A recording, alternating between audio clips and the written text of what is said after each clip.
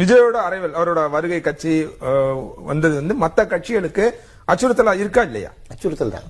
இப்போ என்ன அடிப்படையிலும் ஓபிஎஸ் ஓங்கி இருக்கும்போது போல ஓய்ந்து போன பிறகுதான் போயிருக்காரு. ஓய்ந்து போன ஓபிஎஸ் தான் திமுக சேர்த்திருக்காங்க. அவர் வந்து உச்சத்துல இருக்கும்போது இல்ல, நீங்க சொன்ன மாதிரி அவர் முயற்சி பண்ணி முடியலன்னு போறாரு. ஏற்கனவே நம்ம பேசின மாதிரி தமிழ்நாட்டில் இந்த கான்சிக்யூட்டிவ் ஆட்சி வந்து ரொம்ப கஷ்டம். 2016 கூட மயிரிழையில தான் திமுக ஆட்சியை தவற விட்டாங்க. மறுபடியும் அதிமுக திரும்பி வந்துருச்சு. 21 திமுக ஆட்சிக்கு வந்தது மிகப்பெரிய காரணம் 10 வருஷமா அதிமுக இல்ல. அதிமுக ஆட்சியில இருக்கு, ஒரு கடுமையான ஆன்டி இன்கம்பன்சி. ஜெயலலிதா மறைஞ்சு போயிட்டாங்க, எடப்பாடின்னு ஒருத்தர் இருக்காரு, அவர் கரிஸ்மெட்டிக் லீடர் இல்ல. 21 வராங்க. அதுல இன்னொரு முக்கியமான விஷயம், முதலமைச்சர் கேண்டிடேட்டா மு.க. ஸ்டாலினை முன்னிறுத்துறாங்க. அவருக்கு எல்லாரும் கிட்டயுமே ஒரு நல்ல இமேஜ் இருக்கு. ஆஸ் எ பர்சனா அவர் ரொம்ப நல்ல ஒரு மிஸ்டர் கிளீன். அவர் மேல எந்த குற்றச்சாட்டும் கிடையாது. அரசியல் கிட்டத்தட்ட ஒரு 50 வருஷமா இருக்காரு. இன்னும் அவரால் முதலமைச்சர் ஆக முடியல. எடப்பாடி ஆயிட்டாரு, ஓபிஎஸ் ஆயிட்டாரு.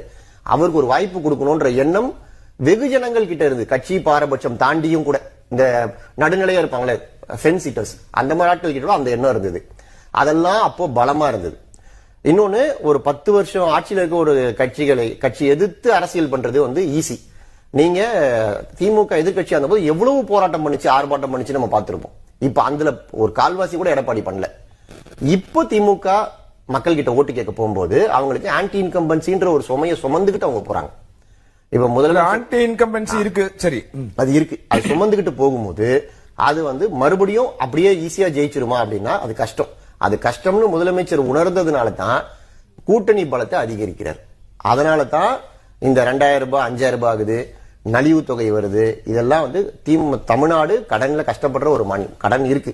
இதுக்கு மேல கடனை வாங்கி இதெல்லாம் கொடுக்குறோம் அப்படின்னா சரி, வந்தவங்களெல்லாம் அங்க அரவணைச்சுக்கிறோம், எதிராளியை வீக் ஆக்குறோம் அப்படின்னா அதுக்கு இது மட்டுமே வழி இல்லை.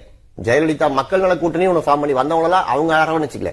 மக்கள் நல கூட்டணி ஒன்று ஃபார்ம் பண்ணி தனியா ஒரு அணியை விட்டு ஓட்டை பிரிச்சு அவங்க ஜெயிச்சுட்டு போயிட்டாங்க. நீங்க அப்படி வந்து தனியா விடலாம்.